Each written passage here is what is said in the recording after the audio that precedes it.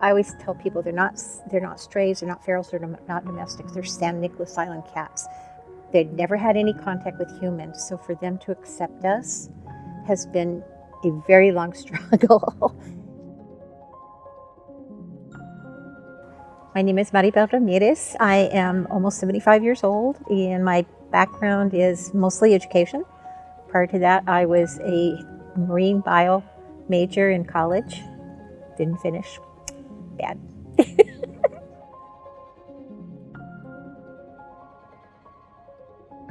The cats were brought in the 1950s when the military took over the island. And the military left, they left these cats behind, and the cats had to fend for themselves the best they could. So of course that's when they became the invasive species. They ate what they could find. But in order to do this live trapping of all these animals, it was 4 years in the planning in order to get this just right. $3 million. And that doesn't include building this structure, because this structure was not here.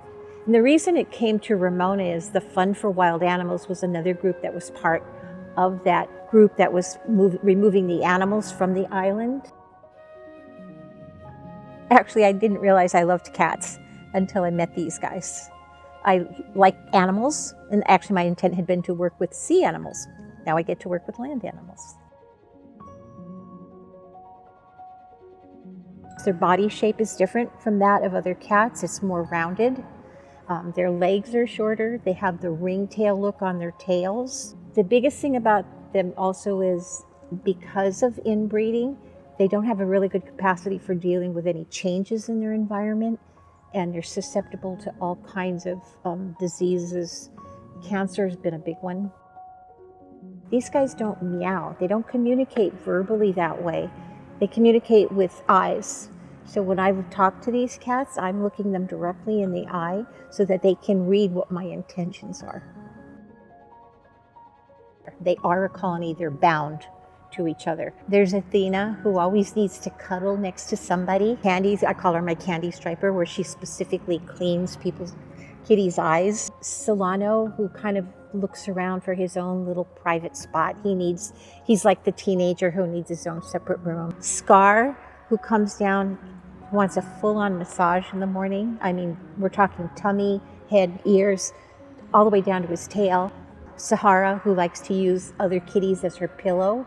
This actually has turned out to be a model for how you can ethically capture animals that are invasive to an area and remove them to a safe place. It's now known as the S&I model. It was the largest capture and removal without euthanization that had ever been done. So now it's become the model for how this can be accomplished in the future. The work here is also an educational one to help people learn how to live with wildlife. We've encroached in the wildlife area so badly. We're not giving animals a chance to adapt. My biggest legacy is I hope the cats are that we appreciate that they survived. That we appreciate that they can adapt if we give animals the chance. Don't ever forget that the project worked. Use it elsewhere. There are lots of other places in the world where this type of thing can be done. Use the model, use the knowledge. That's what I hope.